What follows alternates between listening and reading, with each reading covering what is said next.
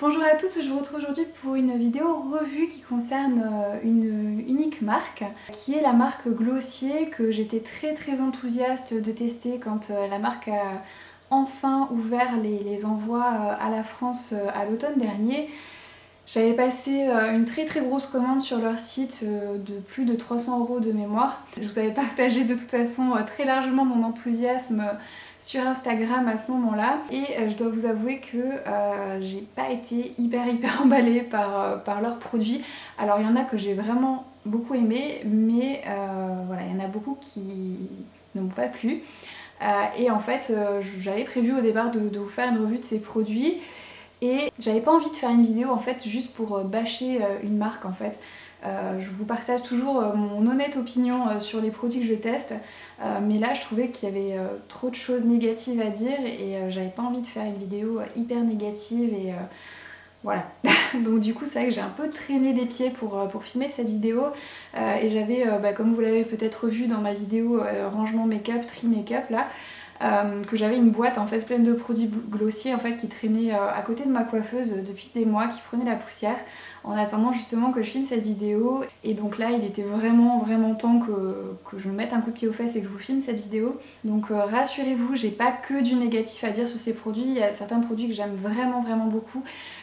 Et en fait c'est pas que c'est des mauvais produits, c'est tout simplement que c'est des produits qui ciblent un type très particulier de personnes en fait, auxquelles je n'appartiens pas et auquel je pense peu de gens appartiennent en fait. Et bon je vais vous expliquer un peu tout ça. Donc je semble très peu maquillée aujourd'hui par rapport à d'habitude, tout simplement parce que j'ai uniquement utilisé des produits Glossier pour me maquiller, et c'est une marque en fait qui qui prône un peu l'ultra naturel en fait, qui propose des produits de maquillage qui donnent l'impression que vous ne portez pas de maquillage. Donc c'est vraiment des produits qui sont faits pour voilà, une mise en beauté extrêmement naturelle. De mon point de vue, c'est vraiment une marque qui cible les très jeunes filles, on va dire, voilà, dans la vingtaine, qui ont une peau en parfaite santé, qui n'ont jamais eu d'acné de leur vie, etc. Donc c'est pour ça que je vous dis que c'est vraiment une marque qui cible une minorité en fait de femmes, ou de jeunes femmes en tout cas, et c'est pas des produits qui peuvent, je pense, convenir à tout le monde. Et avant de tester ces produits-là, je pensais vraiment être une personne qui aimait les choses très naturelles en guise de maquillage. En tout cas, c'est ce que je croyais. Mais je me suis aperçue que c'était quand même pas à ce point-là en fait, et que j'avais quand même davantage besoin de choses un peu plus pigmentées et couvrantes. Mais on y reviendra. Autre chose qui m'attirait aussi beaucoup dans cette marque-là, c'est les packaging. Qui sont hyper minimalistes, épurés, mais en même temps girly, qui sont vraiment très attractifs. Et c'est vrai que moi je suis une personne visuelle et voilà, je me laisse facilement influencer par un joli packaging, on va dire. Et bon voilà, ça a très bien marché sur moi, puisque comme je vous disais, j'ai passé une très grosse commande quand la livraison était ouverte à la France. Donc cette vidéo fait un peu suite à mon tri make-up justement, puisque dans la boîte qui traînait à côté de ma coiffeuse, où j'avais tous mes produits Glossier, il y a plein de produits en fait que je n'apprécie pas, qui me conviennent pas en fait à moi et à mes envies, mes besoins, et que je ne réutiliserai jamais. Donc en fait du coup c'est des produits dont je me sépare, et du coup ils sont déjà en vente sur mon vide vanity sur Instagram. Je vous mets un petit aperçu ici, et vous aurez également le lien en barre d'infos si vous voulez faire des bonnes affaires. Quasiment tous les articles que je propose sont vendus à 50% du prix de vente neuf, on va dire, et la plupart ont été utilisés qu'une ou deux fois. Il y a même parfois des produits neufs, donc si vous voulez faire de bonnes affaires, n'hésitez pas à aller y jeter un coup d'œil. Donc on va passer à la revue. Je vais commencer par les produits que je trouve vraiment top, histoire de pas commencer sur une note négative. Donc premier type de produit que j'ai vraiment beaucoup aimé chez eux, c'est les produits soins en fait, tout particulièrement les baumes à lèvres. Je crois que je vous en avais même parlé dans une vidéo favori. J'ai le Birthday Balm en fait qui sent un peu le gâteau, qui est hyper agréable, et il avait un très joli packaging en fait, un peu holographique, mais visiblement le fait d'être dans ma salle de bain qui est très humide, il y a tout le packaging qui s'est craquelé et qui se... comment dire, ouais, qui fait comme des petits résidus. Enfin ça s'en va en fait, ça s'émiette. Donc ouais, bof, le packaging était très joli au départ, mais après le baume à lèvres en lui-même je l'aime beaucoup et il sent vraiment très bon. J'avais également pris donc le Cherry Balm, en fait lui qui est teinté un peu qui est un peu rouge, mais c'est vraiment très discret, c'est vraiment comment dire, C'est vraiment, ça donne un petit effet un peu lèvres mordues, mais c'est vraiment très subtil comme vous pouvez le voir. Et celui-ci sent bien sûr du coup la cerise. Et mon préféré c'est le Coconut Balm qui lui est censé sentir la noix de coco. Mais pareil, je trouve qu'il a une odeur un peu plus de gâteau à la noix de coco. C'est plus sucré encore, enfin je sais pas, ça sent vraiment le gâteau en fait. Et celui-ci je l'adore, c'est vraiment mon chouchou. Il sent divinement bon et c'est des baumes à lèvres qui sont vraiment hyper nourrissants. En fait c'est des baumes à lèvres qui ont exactement la même texture que la vaseline si vous voulez vous représenter ça de manière un peu plus précise. Donc voilà, franchement j'ai adoré les baumes à lèvres et c'est un des produits que je vous recommande vivement. Et en plus les tubes durent vraiment super longtemps parce qu'il n'y en a vraiment pas besoin de beaucoup à chaque application. Ensuite j'ai également assez apprécié le Moon Mask en fait, qui est leur masque hydratant. Donc j'étais assez déconcertée quand je l'ai utilisé la première fois parce que la texture semble un peu granuleuse en fait dans le pot, mais finalement une fois que vous l'appliquez sur la peau ça fond et ça, comment dire, vous avez plus cet aspect un peu mousseux granuleux bizarre. C'est un masque qui a une odeur vraiment très discrète qui sent quasiment rien et en fait comment dire, il a la particularité d'être transparent en fait, donc du coup c'est plutôt pas mal si vous vivez avec d'autres personnes et que vous avez envie de vous faire un masque, au moins vous ressemblez pas à une extraterrestre en étant toute verte ou voilà pendant la durée de pose de votre masque. Celui-ci est vraiment incolore et il est très efficace. Vous laissez poser pendant 20 minutes et vous rincez et la peau est vraiment bien hydratée et bien repulpée, donc c'est vraiment un masque que j'ai trouvé très bien. Autre produit que j'ai beaucoup aimé, c'est le soin visage préparateur riche. Donc il existe également une version légère de leur crème hydratante. Moi j'ai préféré celle-ci puisque j'ai une peau qui est plutôt déshydratée et sèche en grande partie, puisque j'ai la peau mixte, donc c'est surtout mes joues qui ont besoin d'être nourries. Et j'ai beaucoup apprécié cette crème parce que déjà elle sent super bon, elle a une odeur un peu de thym et de lavande, c'est très agréable, ça sent les plantes en fait. La texture est vraiment très agréable. C'est une crème qui est vraiment bien nourrissante mais pas trop en fait. C'est une crème qui pénètre assez vite dans la peau et du coup vous pouvez vous maquiller très facilement par-dessus. Enfin voilà, franchement elle est vraiment très bien, donc j'ai pas de choses négatives à redire sur cette crème. Et petite chose que j'ai testée récemment, c'est le seul produit dans cette vidéo que je n'ai pas acheté moi-même avec mon argent. C'est la marque qui me l'a envoyé, c'est le contour des yeux Bubble Wrap. Qui est vraiment, alors là franchement j'ai eu un énorme coup de cœur, c'est vraiment un super contour des yeux. Le packaging en fait c'est un flacon en aluminium comme les brumisateurs, j'avais jamais vu ça avant pour un contour des yeux. La pompe est vraiment géniale parce que vous pouvez l'arrêter à n'importe quel niveau en fait et vraiment doser la bonne quantité de produit pour votre usage. Donc vraiment rien à redire sur le packaging qui fait vraiment de très belle qualité et le produit en lui-même est vraiment très bien. C'est vraiment mon contour des yeux chouchou en ce moment pour la journée, il est juste riche et hydratant ce qu'il faut en fait. Pareil, il pénètre vite dans la peau, vous pouvez vous maquiller par-dessus sans problème et il garde vraiment mon contour des yeux bien nourri et hydraté toute la journée. Alors j'ai plutôt tendance à avoir la peau du contour des yeux qui tiraille assez facilement. J'ai pas du tout rencontré ce genre de problème avec ce contour des yeux, donc j'en suis ravie et c'est définitivement un produit que je rachèterai moi-même ensuite parce que je pourrais pas non plus m'en passer actuellement. Donc ensuite, toujours dans les produits top, on va passer à tout ce qui est maquillage. Donc tout d'abord un produit que moi-même je n'aime pas particulièrement sous cette forme là et que du coup je ne vais pas garder, mais ça reste un très bon produit dont je voulais quand même vous parler et que je voulais quand même mettre dans les tops parce que c'est vraiment, comme je dis, un super produit. Ce sont donc les Cloud Paint qui sont ces petits blushs en forme de tube comme ceci. Donc moi j'ai trois teintes de ces petits blushs, donc j'ai la teinte Beam, la teinte Dusk et la teinte Puff. Je vous ai filmé des petits swatchs pour que vous voyez un peu les teintes et je vous ai également filmé une petite séquence dans laquelle j'applique la teinte Dusk qui est la teinte que je porte maintenant en fait, qui est une teinte un peu comment dire, un peu vieux rose.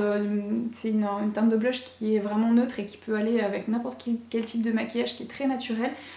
Que j'aime beaucoup, mais voilà, moi les blush crème c'est vraiment pas mon truc. Je voulais vraiment les tester parce qu'il y a tellement de gens qui en disent du bien que j'étais curieuse, mais après moi je préfère les blush poudre en fait, du coup c'est pas des produits dont je me suis beaucoup servie, mais si vous aimez les blush crème, c'est vraiment de super blush à avoir, et eux par contre sont vraiment très pigmentés. Du coup comme vous avez pu le voir, moi je les applique avec un pinceau du haut fibre de ce type là en fait, donc là c'est le numéro 17 de chez Lime Life et le rendu est juste parfait de cette manière-là. Ensuite, autre produit top, c'est leur poudre qui est donc la poudre Wowder. Qui est une poudre qui est légèrement teintée, celle que j'ai pris moi c'est la teinte claire médium, je crois qu'il existe une deuxième teinte, je suis pas sûre mais je suis quasiment sûre à 100%.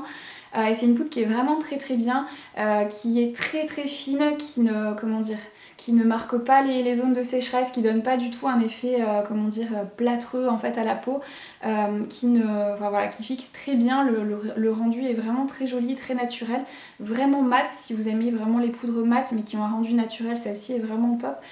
Donc voilà, j'ai vraiment beaucoup aimé cette poudre et le packaging est vraiment très bien fait. Vous avez un petit tamis comme ceci en tissu en fait, en mèche, et c'est vraiment très pratique, vous pouvez prélever juste la bonne quantité de poudre et le packaging est vraiment très bien conçu puisque le bouchon est fait de telle sorte que la poudre ne sort pas en fait du tamis quand le pot est fermé en fait, donc voilà, du coup c'est vraiment une super poudre, j'ai rien de négatif à redire sur cette petite poudre. Ensuite, autre produit que j'ai adoré à ma grande surprise, puisque c'est une catégorie de produits qu'en général je déteste en fait malgré le fait que je pourrais en faire bon usage, mais j'en avais entendu tellement bien aussi que j'étais très curieuse de les tester. C'est les gels à sourcils en fait de la marque. Donc moi j'avais pris deux teintes pour tester, j'avais pris la teinte brown je crois et la teinte clear. En fait j'ai perdu l'étiquette de la version teintée que j'ai prise, donc je me souviens plus, mais je crois que la teinte c'est brown, et donc j'ai pris la version transparente aussi et ça a vraiment été un énorme coup de cœur. C'est vraiment les meilleurs gels à sourcils que j'ai pu tester de toute ma vie. Déjà tout simplement parce que ils maintiennent vraiment parfaitement en place les sourcils toute la journée. Et en plus, ils n'ont pas d'effet cartonné comme la plupart des gels à sourcils. Votre sourcil il reste souple et quand vous touchez, on sent quasiment pas qu'il y a du produit dessus. En fait, j'avais jamais vu un truc pareil. Ils sont juste extraordinaires ces gels à sourcils. Et je vous ai filmé donc une petite séquence dans laquelle j'applique la version teintée. Donc vous pouvez voir que ça apporte quand même un peu de couleur en fait aux sourcils et ça permet d'atténuer un petit peu les petites zones où vous pouvez avoir des trous, etc. Donc moi c'est pas suffisant je peux pas me passer de crayon à sourcils, en tout cas par rapport à mes goûts à moi, mais si vous avez une ligne de sourcils qui nécessite pas d'être comblée avec un crayon, etc., ça peut être une bonne alternative pour intensifier un peu vos sourcils sans pour autant utiliser un crayon. Et la version transparente est également très très bien, du coup c'est celle que moi j'ai eu plus tendance à utiliser avec un crayon à sourcils en dessous, mais les deux sont vraiment très très bien et franchement c'est des gels à sourcils qui sont géniaux et que je vous recommande vivement. Ensuite dans les tops, je voulais vous parler des rouges à lèvres Génération G qui sont en fait des rouges à lèvres qui ont un fini très naturel poudré en fait, comme si vous vous étiez mordu les lèvres. Donc il existe plein de teintes, moi j'en ai 4, je vous les ai toutes swatchées sur mes lèvres et sur mon bras pour que vous voyez un petit peu le résultat porté. Là la teinte que je porte maintenant c'est la teinte Crush qui donne un peu, comme je vous disais, cet aspect un peu lèvres mordues qui est très très joli. Alors c'est des produits qui m'ont, je les aime beaucoup en fait, mais il y a quand même des choses qui me chiffonnent un peu et j'étais assez surprise quand je les ai testés pour la première fois. C'est que la texture est vraiment très sèche, donc il faut vraiment repasser plusieurs fois sur les lèvres pour obtenir une intensité satisfaisante. Et j'ai également rencontré un petit problème avec le packaging qui est que en fait quand je sors le produit, quand je dévisse comme ceci, dans certains de mes produits en fait je n'arrive pas, quand je tourne en fait pour rentrer le raisin, mon raisin ne rentre pas et je suis obligée de le pousser avec le doigt en fait. Donc, je vais vous montrer sur un qui me fait ça. Donc par exemple je sors mon produit et quand je visse en fait pour le rentrer, il rentre pas complètement, donc je suis à chaque fois obligée de le pousser parce que sinon je l'éclate en fait dans le bouchon évidemment. Donc voilà, du coup il y a un petit défaut à ce niveau là. Je pense que c'est parce que le raisin est trop gros en fait par rapport à la circonférence du tube, ce qui est un peu bête.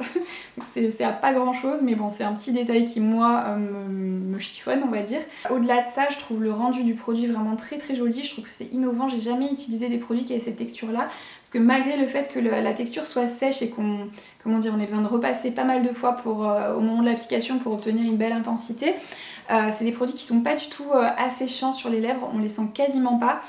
C'est vraiment très confortable, c'est voilà, pas du tout sec ni quoi que ce soit, donc voilà, j'ai vraiment beaucoup aimé ces produits que j'ai trouvé très innovants d'un point de vue du rendu en fait, d'avoir cet aspect mat mais très naturel, très voilà, enfin je trouve ça très joli, donc pour ma part j'ai vraiment beaucoup aimé ces rouges à lèvres Génération G. Ensuite un produit qui est pas un top et pas un flop pour autant, c'est le mascara qui est le Lash Slick. C'est pas un mauvais produit en fait, c'est juste que moi c'est pas ce que je recherche dans un mascara. J'ai des cils qui sont pas géniaux, comment dire, naturellement. Ils sont plutôt voilà, pas très longs, pas très fournis, pas très recourbés. Donc du coup c'est vrai que voilà, trouver un bon mascara avec, dans ces conditions c'est toujours un peu compliqué. Celui-ci a vraiment un, comment dire, le rendu est très joli, il est très naturel, il allonge en fait, il sépare bien les cils, il est bien noir, mais voilà, moi j'apprécie les mascaras qui apportent davantage de volume en fait, et j'ai trouvé aussi qu'il ne tenait pas la courbure de mes cils au long de la journée. Après, au-delà de ça, voilà, la tenue, j'ai rien à redire. Il s'émiette pas, il transfère pas, il tient plutôt bien malgré le fait que ce soit pas un mascara waterproof. Donc si vous pleurez et que vous prenez la pluie, forcément il va couler. Mais dans des circonstances normales, la tenue est vraiment très bonne. Donc voilà, ça peut être un chouette mascara si vous aimez un rendu, naturel et que vous avez déjà de jolis cils à la base, on va dire. Mais voilà, pour moi, mes préférences à moi, c'est pas un mascara que personnellement j'ai apprécié. Et j'ai oublié de vous dire aussi, c'est une brosse en picot comme celle-ci qui attrape vraiment très bien tous les cils, même les plus courts. Donc voilà, la brosse je l'ai trouvée très bien et elle permet une application vraiment précise, même au coin interne et tout ça, donc voilà, rien à redire sur la brosse. Ensuite on va passer au flop. Donc déjà ce qui a été pour moi un flop, c'est le Perfect Skin Tint, que moi j'ai pris en teinte médium en fait, qui est leur fond de teint en fait, tout simplement. Le type de flacon et la texture très liquide, ça me fait beaucoup penser au Face and Body de chez MAC en fait, sauf qu'il a vraiment rien à voir avec le Face and Body que j'adore. En fait, de mon point de vue, c'est un produit qui est complètement inutile. Tout simplement parce qu'il apporte aucune couvrance, je trouve. Je vous ai filmé du coup l'application sur la moitié du visage pour que vous voyez un petit peu la différence.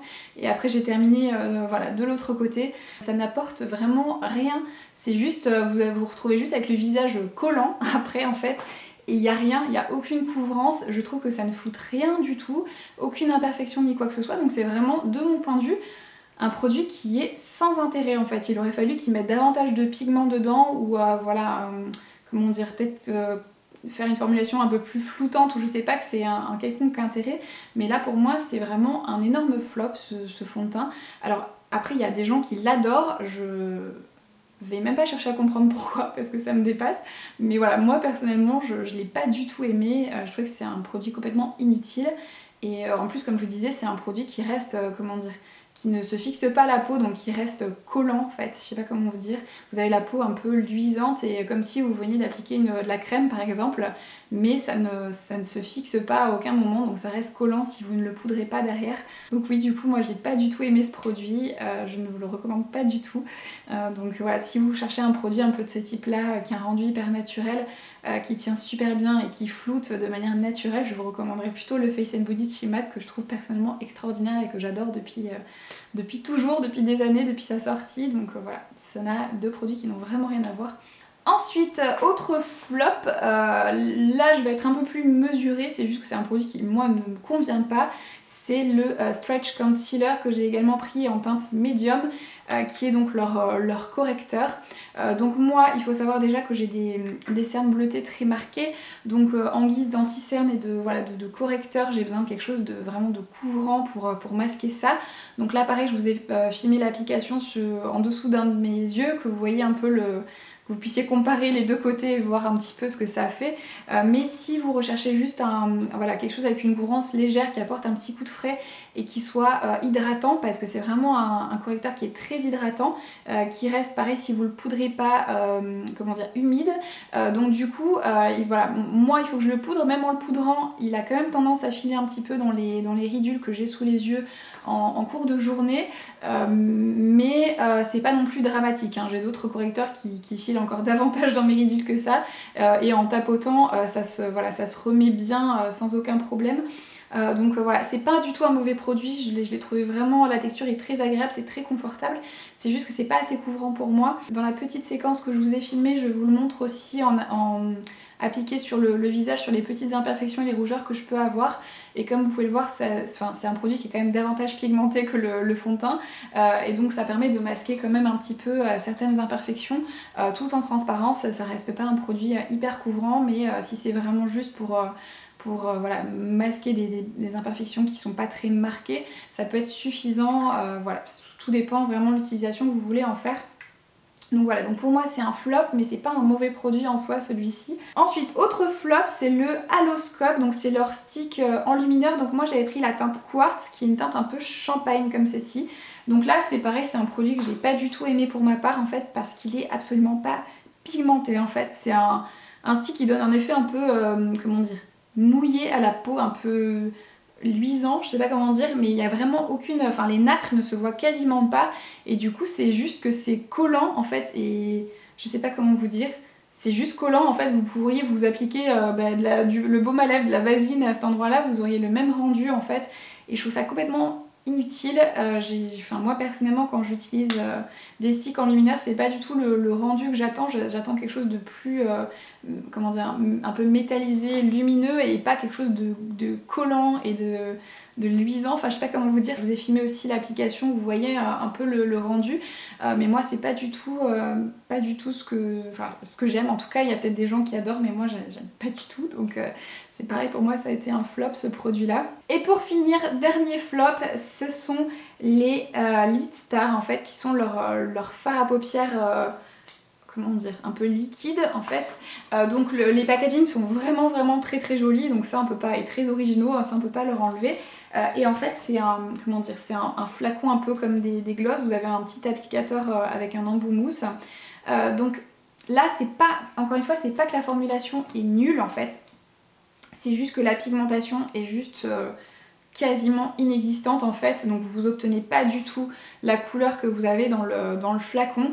Je vous ai fait des swatchs des 4 teintes que j'ai, donc j'ai la teinte Moon, j'ai la teinte Sleep, j'ai la teinte Cub et j'ai la teinte Fawn. Je vous ai également filmé une petite séquence où j'applique sur ma paupière la teinte que moi je préfère, qui est la teinte Sleep, qui est un très joli rose tout doux métallisé comme ça. Donc vous allez voir d'abord du coup l'application sur la paupière, ce que vous pouvez obtenir. Donc c'est vraiment, comme j'ai des fards à paupières qui sont pas du tout pigmentés, c'est vraiment un très léger, j'insiste bien sur le très léger voile de couleur, et vous avez un fini un peu satiné, très discret en fait.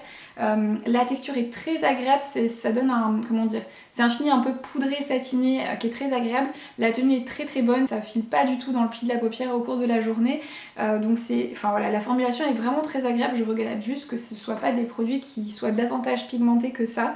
Donc du coup c'est, voilà, c'est pareil, c'est des produits dont je vais me séparer. Je vais peut-être quand même garder la teinte Sleep, que personnellement j'aime beaucoup et que je peux éventuellement utiliser en guise de base à paupières, ou les jours où j'ai pas du tout envie de maquiller les yeux par exemple, ou d'avoir vraiment un maquillage très naturel.